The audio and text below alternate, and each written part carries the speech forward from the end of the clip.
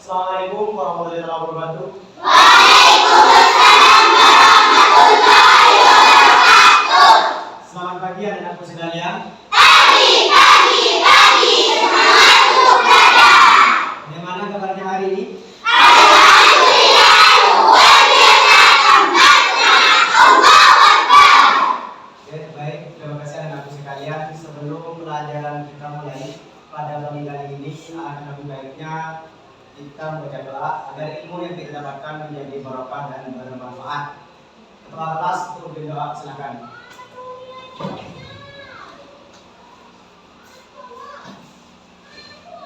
Siap berdiri. Kepada bapakmu memberi salam. Assalamualaikum warahmatullahi wabarakatuh. Berdoa dimulai.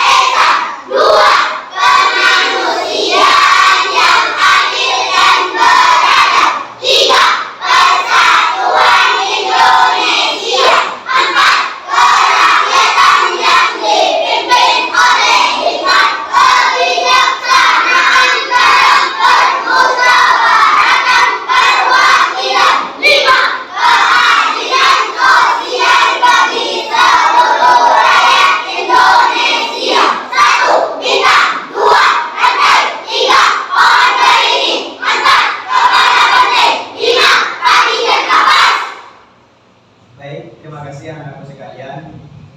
Pada pagi kali ini kita akan belajar tentang pembelajaran coding atau kecerdasan artifisial. Dimana kalau kemarin kita sudah belajar tentang bab 1, yaitu tentang pemecahan masalah dalam kehidupan kita sehari-hari. Kemarin Bapak sudah menjelaskan bahwasanya pengertian pemecahan masalah itu apa dan juga langkah-langkah pemecahan masalah itu ada berapa sudah dijelaskan kemarin ya. Mungkin masih ada yang ingat di sini tentang proses pemecahan masalah atau pengertian pemecahan masalah. Ada yang tahu? Silakan. Proses pemecahan masalah adalah Terus proses pemecahan masalah adalah berpikir dan bertindak untuk mencari solusi atas suatu masalah. yang lain yang jawab aja. Abdi. Pemecahan masalah adalah proses berpikir dan bertindak untuk mencari solusi untuk suatu masalah. Bagus. Tepuk tangan untuk teman kita dulu. Bahwasanya pengertian pemecahan masalah kemarin sudah dijelaskan ke teman kalian, yaitu proses berpikir dan bertindak untuk memecahkan masalah. Bagaimana cara kita untuk berpikir dan bertindak, Pak? Kita menggunakan yang kemarin langkah-langkah proses pemecahan masalah. Ada yang masih ingat? Silakan, ada. 1. Memahami masalah. 2. Mengumpulkan informasi. 3. Merencanakan solusi. 4. Mencoba solusi. 5. Melakukan evaluasi dan perbaikan. Dan yang kelima yaitu apa? Melakukan evaluasi dan perbaikan. Melakukan evaluasi dan perbaikan. Kita bacakan bersama ya. Langkah-langkah pemecahan masalah kemarin ada berapa? 5. Nomor 1. Yang kedua. Yang ketiga. Yang keempat. Yang kelima. Nah, itu merupakan kemarin materi kita, hanya mengingat bahwasanya kemarin kita sudah belajar tentang pengertian masalah atau pemecahan masalah yang kemarin dalam kehidupan sehari-hari dan langkah-langkahnya.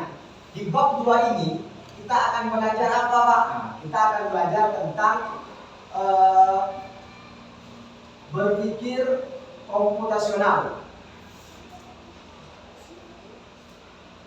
Tuh, tunggu sebentar. Nah, ini merupakan di bab 2 ini, di buku coding atau pemecahan masalah artifisial, kita akan belajar tentang pengenalan berpikir komputasional. Sebelum Bapak menginjak jauh, alangkah lebih baiknya Bapak akan menjelaskan tentang tujuan pembelajaran ini. Yang pertama, yaitu siswa dapat mengenal konsep berpikir komputasional.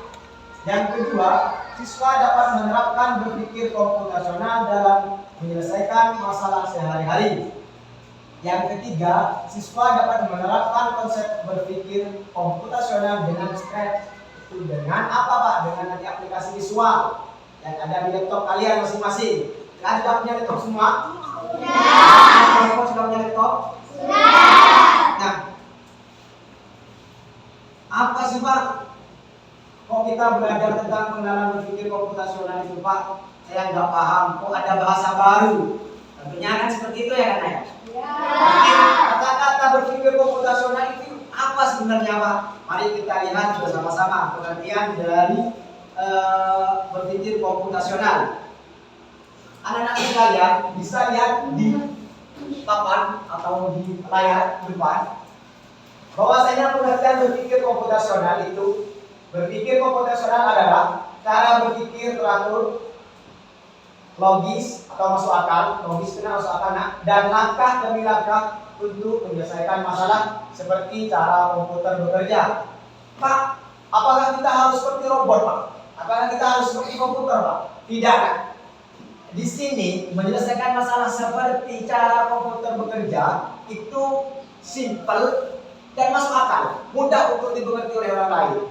Contoh, kalau kita menggunakan komputer, seumpama kemarin atau kita membuat email, lalu mengecek beberapa bulan kemudian kita lupa sandi. Di situ di komputer itu ada nantinya ketika kalian cek email, kalau tidak tahu sandinya maka kalian lupa sandi. Maka di situ akan muncul nanti. Bagaimana Pak caranya Pak? Nanti kita belajar bersama-sama ya ketika pembelajaran yang selanjutnya. Yang penting kita sekarang ini paham bahwasanya pengertian berpikir komputasional itu adalah yang berpikir secara teratur, logis atau masuk akal dengan langkah-langkah untuk menyelesaikan masalah. Banyak Pak, bukan masalah itu bukan hanya di komputer saja. Dalam kehidupan sehari-hari, anak-anak sekalian ini pasti memiliki masalah. Baik di rumah maupun di sekolah, dengan teman, dengan orang tua, itu pasti memiliki masalah. Dengan apa Pak? Untuk menyelesaikannya, kita harus menggunakan langkah demi langkah untuk menyelesaikan masalah. Seperti cara komputer bekerja. Intinya ketika kalian punya masalah, jangan terlalu dibesar-besarkan. Contoh, masalah kecil jangan dibuat besar. Kalau masalah kecil, kalau bisa kita atasi sendiri. Jangan sampai libatkan orang tua. Karena kenapa Pak? Kalau melibatkan orang tua, maka masalahnya akan semakin besar. Contoh, kasus bullying di sekolah. Umpama di sini ada siswa yang namanya Fajar. Fajar orangnya kecil, dibully sama Baim. Baim orangnya tinggi besar, kekar. Fajar cara menyelesaikan masalahnya bagaimana Pak?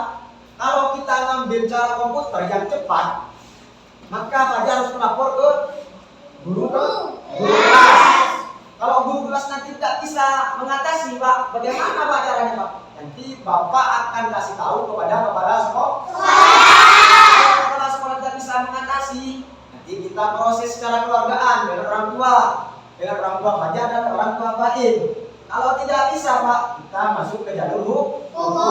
Apa jalur hukum Pak? Ke polisi. Ya, jadi jangan main hakim sendiri untuk memecahkan masalah. Nah, Pak, mengapa kita berpikir komputasional itu penting Pak? Mengapa kita harus berpikir komputasional itu penting Pak? Yang pertama, yaitu membantu kita menyelesaikan masalah dengan lebih cepat dan menghemat waktu. Menyelesaikan masalah ini menghemat waktu. Contoh kayak tadi, kalau kita sudah punya masalah, kalau diselesaikan sendiri, maka waktunya akan singkat. Contoh, kalau kita digunakan kepada AI, kayak HP, kayak WA, TikTok, itu aplikasi-aplikasi itulah namanya AI. TikTok, ada apa lagi? Facebook, Mobile Legend, apalagi? Free Fire. Nah, cara menghemat waktu kata itu.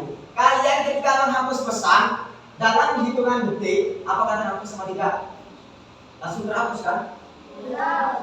Benar. Kalian contoh, kalau kalian menghapus chat WA, sama kalian chat terlalu banyak sama temannya, mau dihapus, apakah langsung hilang atau tidak? Langsung hilang. Berarti menghemat waktu. Jadi kita harus berpikir seperti itu. Jangan terlalu berteliti. Karena kenapa Pak? Kalau berteliti dengan tiruan. Atau artinya lagi, kalau kita menggunakan masalah kita sehari-hari manual, ketika kita nulis lalu salah. Teman-teman, kalau tidak atau anak-anakku sekalian, kalau tidak punya script atau penghapus, pasti bijak sana kemari, terlalu rumit. Kenapa Pak? Tinggal coret saja. Kenapa? Taruh di bawahnya, biar tidak merusak suasana. Itu kan yang lebih mudah kan? Jadi agar menghemat waktu. Terus yang kedua, membantu kita membuat program komputer yang lebih baik. Ini kalau kita membuat program komputer, nah kalau komputer nanti kita jawab, kita dasarnya saja. Yang penting kita paham pengertian tentang berpikir komputasional itu seperti apa. Karena kalian masih tingkat SD. Jadi Bapak hanya ingin memberitahukan yang dasar-dasarnya saja. Pemrograman komputer lebih baik Pak, bagaimana Pak? Nanti di tugas kalian akan dikasih tugas sama Bapak. Terus yang ketiga yaitu dapat diterapkan dalam kehidupan sehari-hari, bukan hanya di dalam coding saja, di dalam kecerdasan artifisial, di dalam AI, bukan hanya digunakan di YouTube, di Google, di TikTok, Facebook dan segala macamnya. Bahwasanya permasalahan itu dapat kita terapkan dalam kehidupan sehari-hari. Apa Pak? Untuk menyelesaikan masalah Pak, banyak nantinya. Apakah kalian pernah bangun kesiangan? Itu termasuk masalahnya, contoh kecilnya. Anak-anakku sekalian, ini di poin B, di buku codingnya sudah ada, bahwasanya ada 4 pilar berpikir secara komputasional atau 4 poin cara berpikir komputasional. Dalam berpikir komputasional itu ada 4 pilar yang harus kita lakukan. Yang pertama yaitu memecahkan masalah yang masuk dengan dekomposisi. Yang kedua apa? Mengenali koda. Yang ketiga apa? Menyelesaikan masalah. Terus yang keempat? Menyusun solusi yang benar. Kalau yang kemarin di bab 1 Bapak yang sudah ajarkan bahwasanya dalam pemecahan masalah langkah-langkahnya itu ada 5. Tapi kalau di berpikir komputasional itu ada 4 pilar. Apa saja Pak? Kita lihat ini. Yang pertama yaitu memecahkan masalah. Mungkin ada yang tahu bagaimana pengertiannya? Yang silakan ini. Dekomposisi adalah proses memecah masalah besar menjadi bagian-bagian kecil yang lebih mudah dikelola. Jadi memecahkan masalah atau dekomposisi ini merupakan masalah besar itu diperkecil. Contoh, masalah besarnya seperti apa Pak? Seumpama ada teman kita kecelakaan di jalan raya Cikarang. Lalu alangkah baiknya kita seperti apa Pak? Caranya kita membantu teman itu yang pertama kita harus menolong terlebih dahulu. Ketika ada kecelakaan, samperin lalu menolongnya, bukan ambil HP lalu live streaming TikTok. Itu bukan cara yang betul. Sekarang sudah zamannya seperti itu. Ketika ada orang kecelakaan, ngambil HP live TikTok. Kecelakaan terjadi di jalan raya Cikarang.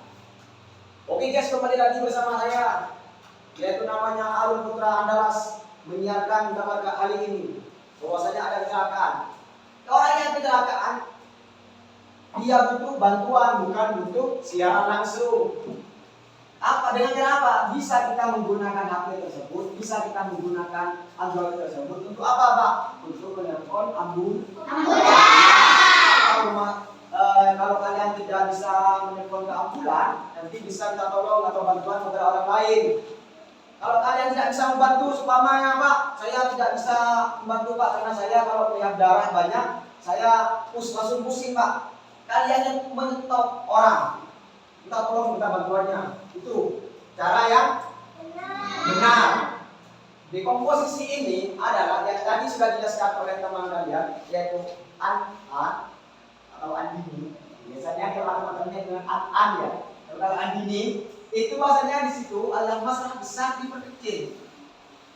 Jadi kalau kalian punya masalah besar, jangan ditambah diperbesar. Kalau besar, itu diperkecil. Biar apa Pak? Biar mudah. Itulah intinya kalau kita menggunakan berpikir secara komputasional. Sehingga masalah besar bisa diperkecil.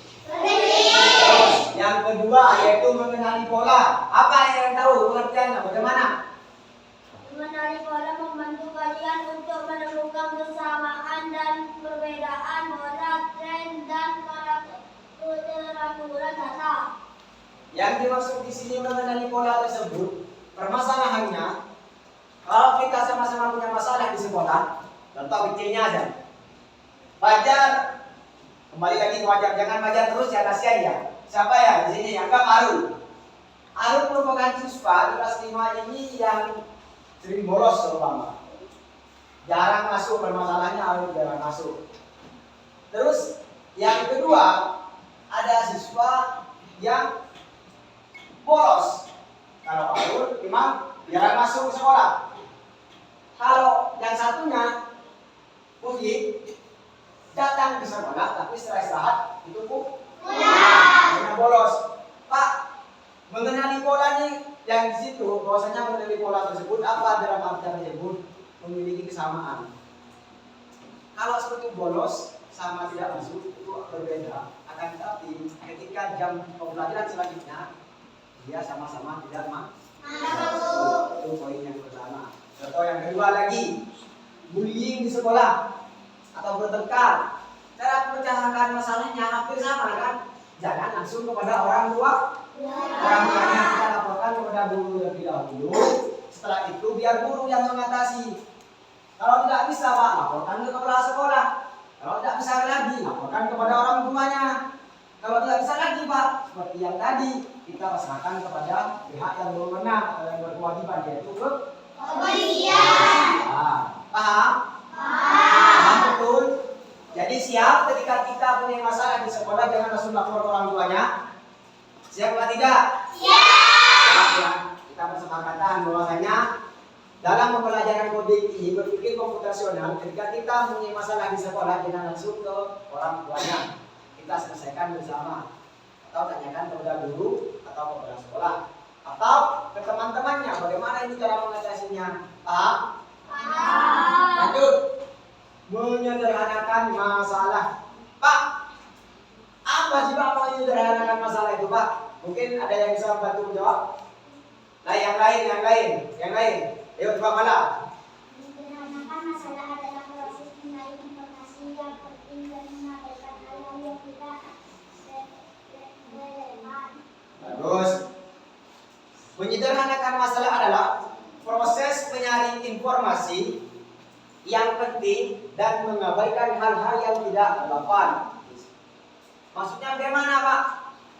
Kita menyaring informasi yang penting.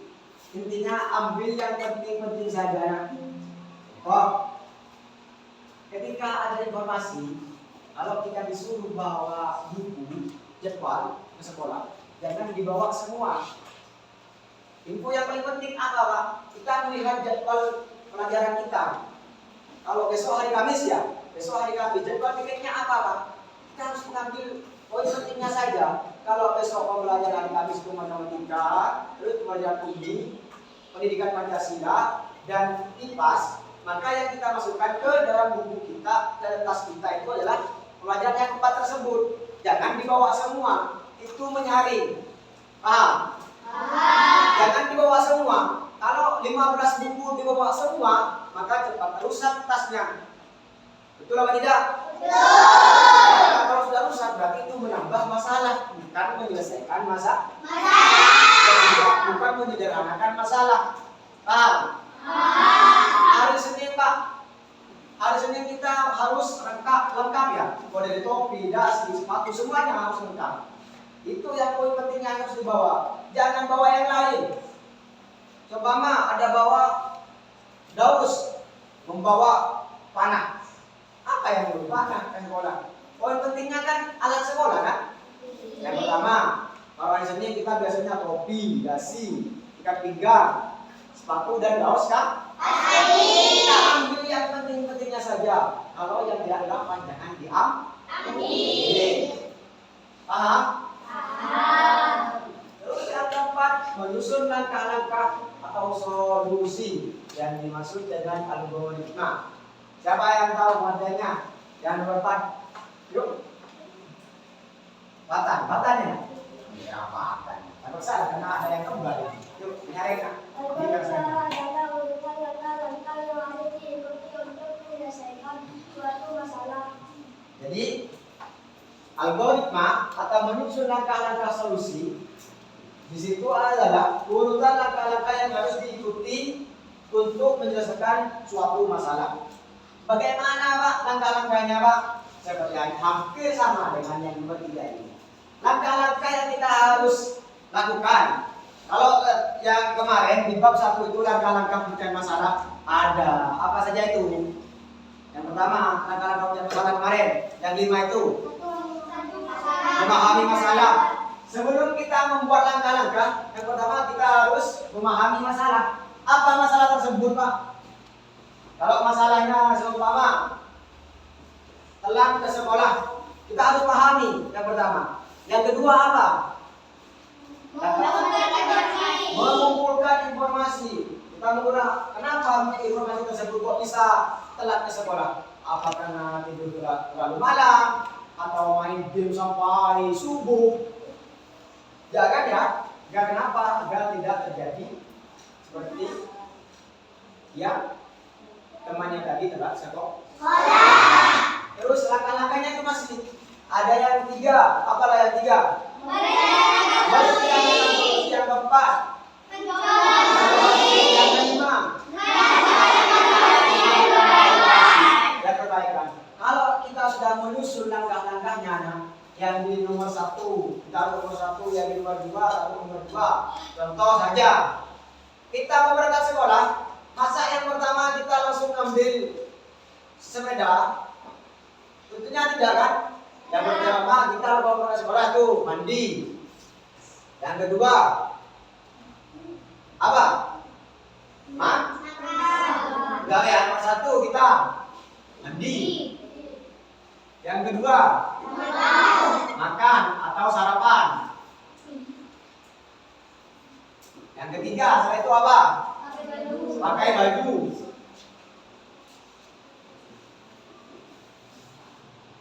Terus yang keempat pakai sepatu. Yang kelima mengambil tas. Yang keenam mengambil buku apa sepeda? Mengambil buku. Yang ketujuh mengambil sepeda.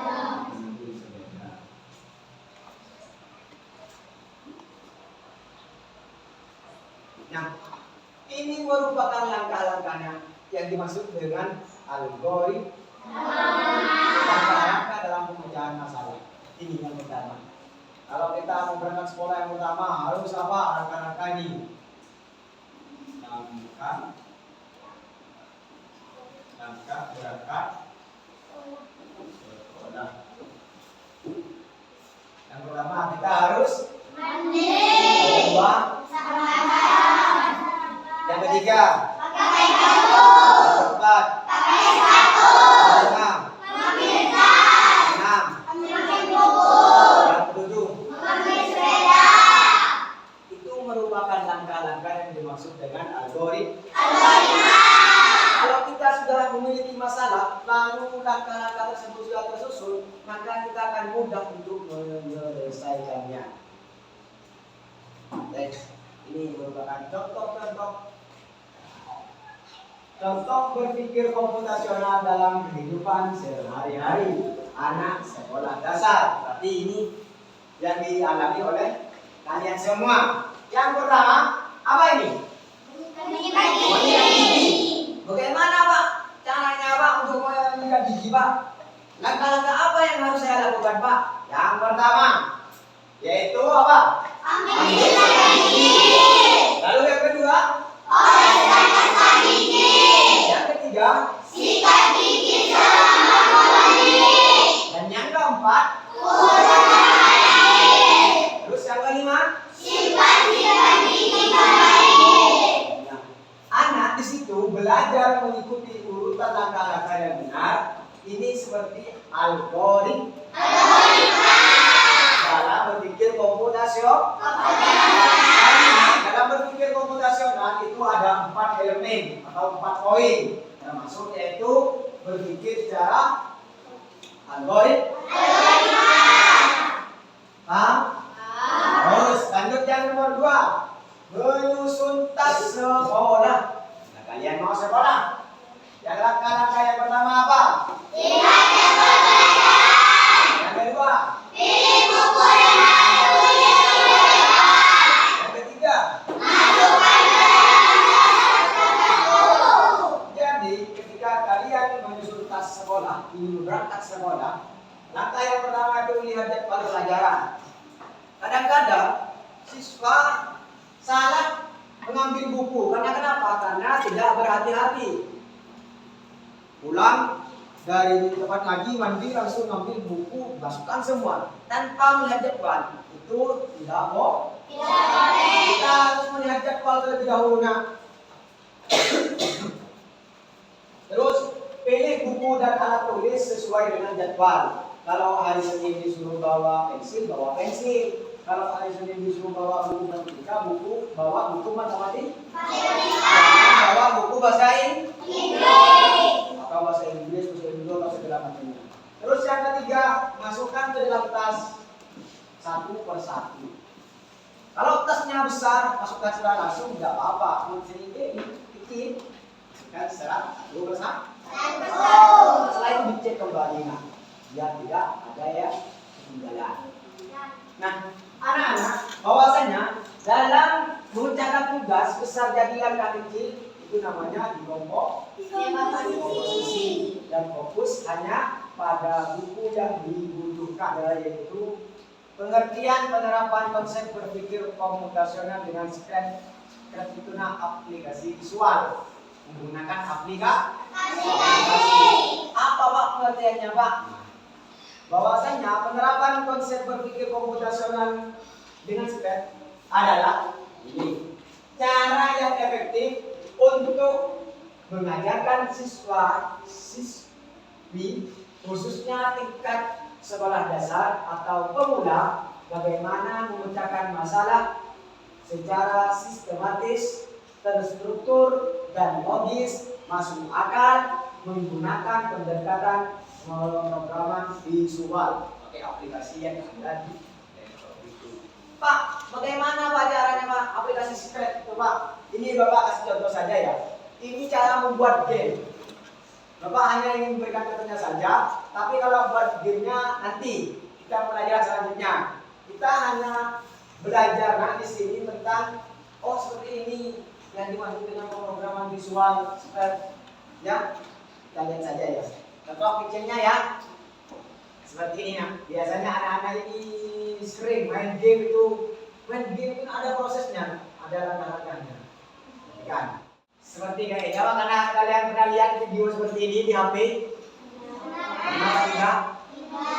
Tidak pernah ya, kita lihat yang ini. Ada lagi yang satunya. Ini pastinya ada kan?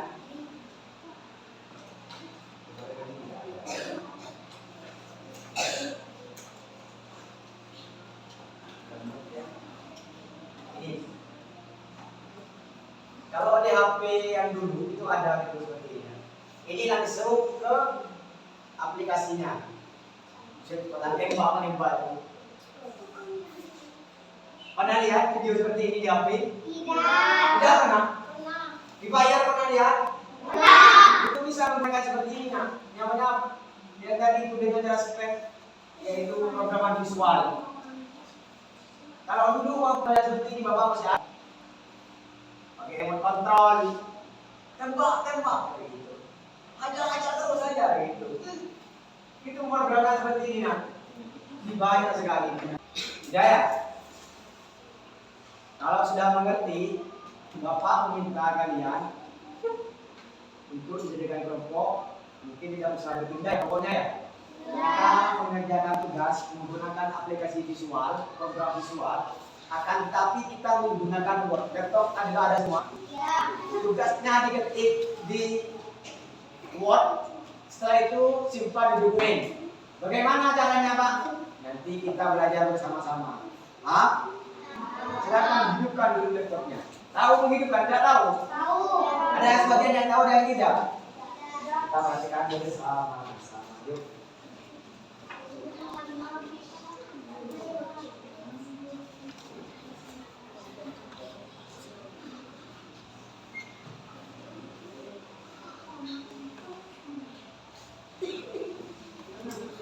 Sini sudah hidup? Sudah?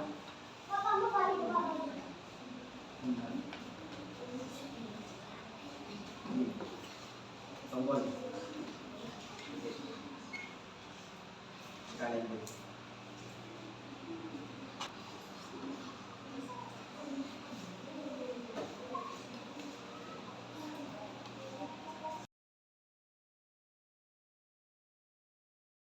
Nah, tugas kalian sekarang, Bapak akan berikan sedikit masalah dalam kehidupan sehari-hari.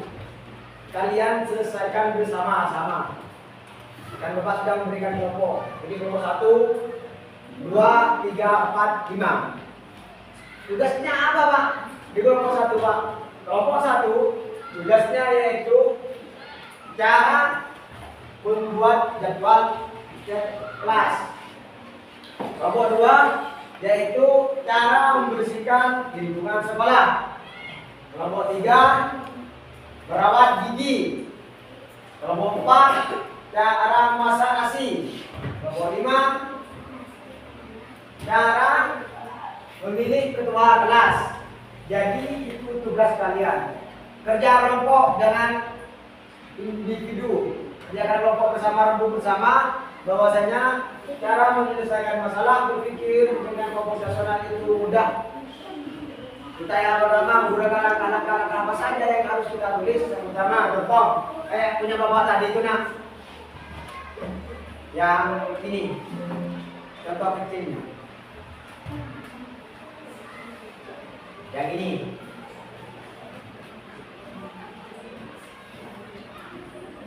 Nanti apa tidak? Kalau kalian nanti silakan menggunakan aplikasi Word, disimpan di buku. Sudah? Aplikasi Word yang mana? Tekan dua kali. Ini, khususnya di sini panahnya, kalau sini. Satu kali. Nah, tulis di situ. Silakan tulis di sini. Kelompok 3 ini apa tugasnya? Ketik di situ. Terus sudah ketik di sini satu kali.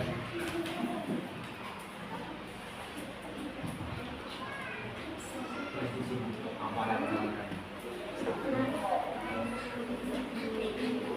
Mana? Tulis.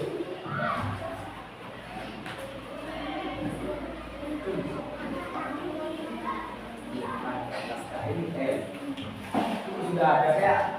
Itu tombolnya seperti HP nak. Tulis langkah. Iya tulis.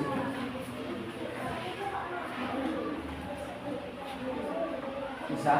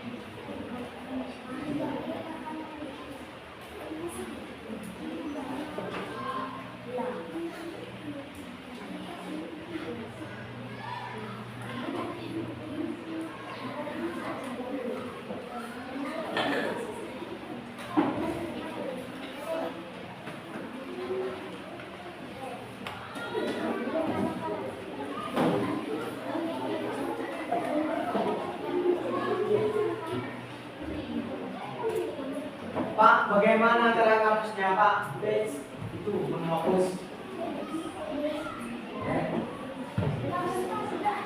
Spasi ini.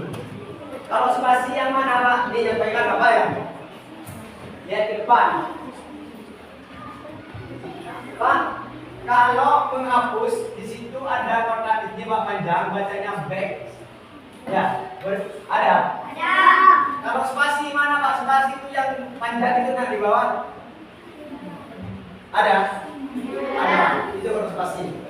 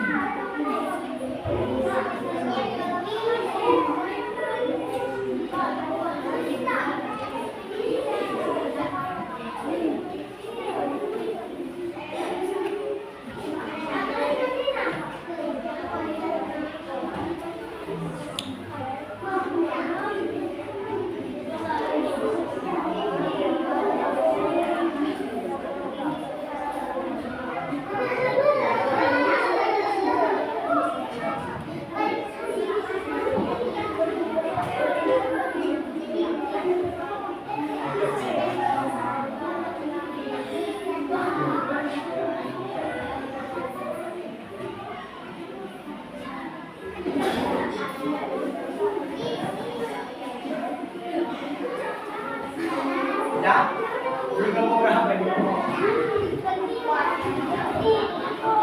Ayo yang cepat yo.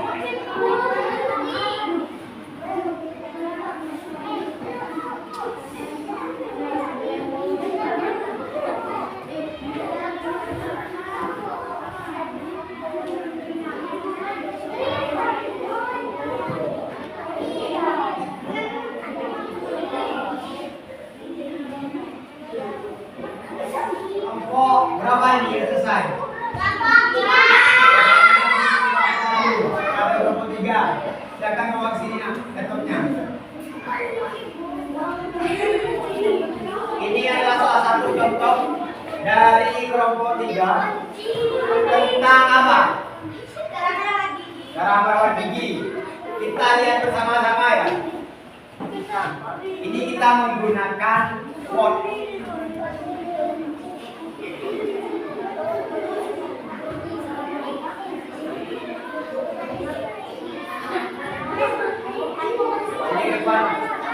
Siapa yang mau jelaskan ini, yang mau baca?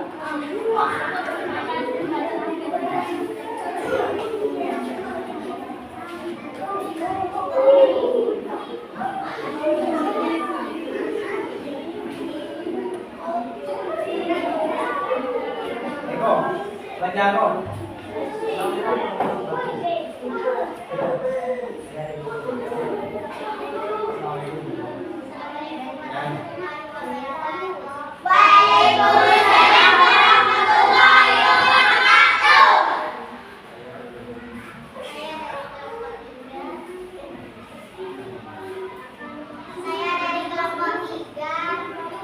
Kurang keras ya suaranya ya?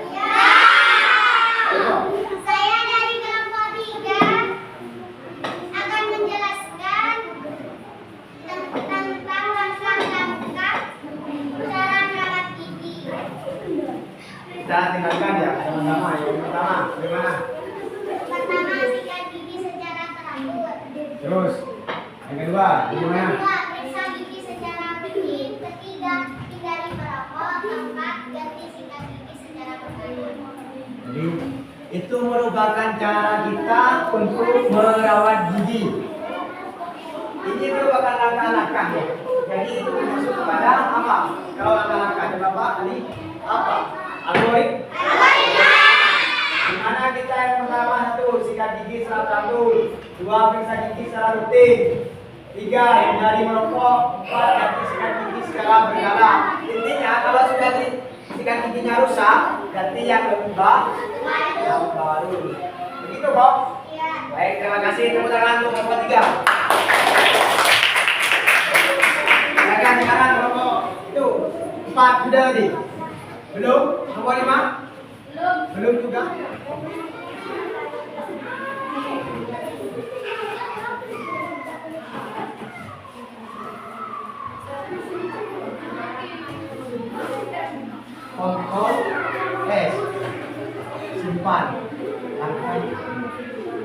Simpan mau disimpan di mana? Sel. Ini sel.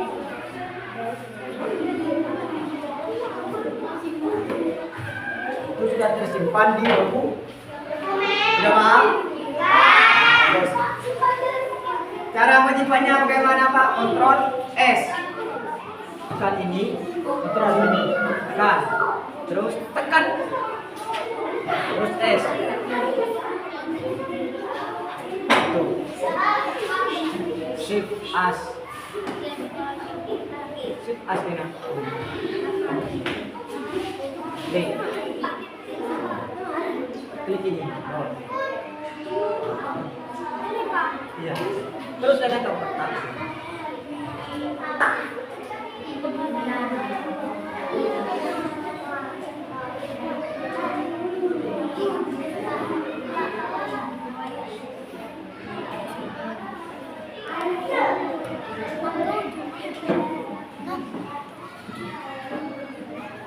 Nih,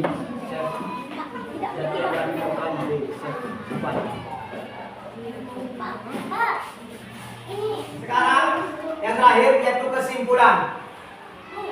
Bahwasanya berpikir komputasional itu bukan hanya untuk bekerja komputer, tapi bisa diterapkan di rumah. Di mana Pak? Ada di rumah, di sekolah, kehidupan sosial, dan juga dunia kerja. Kita bisa menggunakan berpikir secara komputasional. Dengan cara yang tadi, Sampian tadi sudah menggunakan berpikir secara komputasional bagaimana memecahkan masalah yang sudah diberikan tugas oleh Bapak, kan? Yang kedua, tadi Sampian sudah bisa menyelesaikan masalah lewat komputer menggunakan aplikasi Word lalu disimpan ke dokumen, berbentuk dokumen. Itu tidak akan hilang, nak. Yang sudah disimpan itu tidak hilang, bisa hilang kalau sudah rusak. Itu akan hilang kayak apa dokumennya. Paham? Itu kalau di rumah. Kalian kalau bertengkar sama orang tua kita atasi. Jangan melawan pada orang tua. Di sekolah kita harus patuh pada guru. Terus kehidupan sosial, lingkungan sekitar. Di dunia kerja, itu kalau orang yang bekerja ya Bapak. Dengan berpikir komputasional kita menjadi lebih teratur, logis dan efisien dalam menyelesaikan masalah. Mungkin cukup itu yang Bapak sampaikan, kurang lebihnya mohon maaf. Sampai berjumpa lagi di pembelajaran selanjutnya. Jangan lupa tetap semangat belajar ya. Akhiron dari Bapak. Billahi taufiq wal hidayah. Assalamualaikum warahmatullahi wabarakatuh. Waalaikumsalam warahmatullahi wabarakatuh. Doa penutup.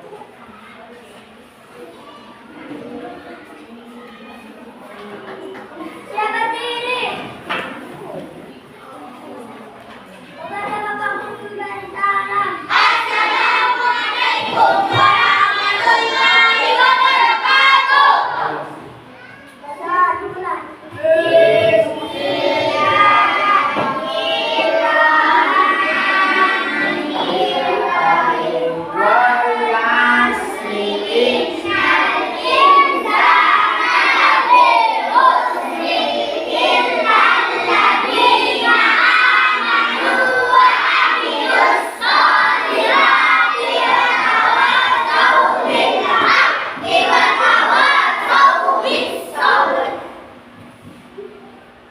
Ya, kalau sudah selesai, silakan boleh keluar satu persatu.